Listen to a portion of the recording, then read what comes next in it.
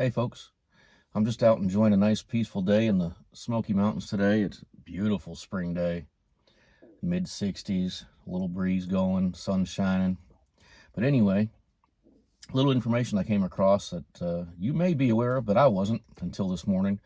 For those of you planning any trips to this area, to the Smoky Mountains, and want to visit Cades Cove, just know that Sunday, April 24th through Wednesday, April 27th, Cades Cove will be closed to all visitors. Now that's cars, bicycles, and pedestrians, all traffic. They're going to be doing road repairs.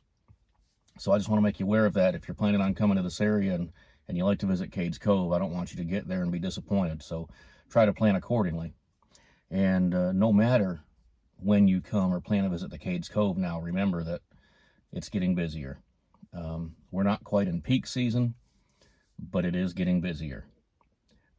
Especially during peak season, I've seen times where it can take you 4 to 6 hours to get through Cades Cove because of all the traffic and the stopping and people seeing wildlife.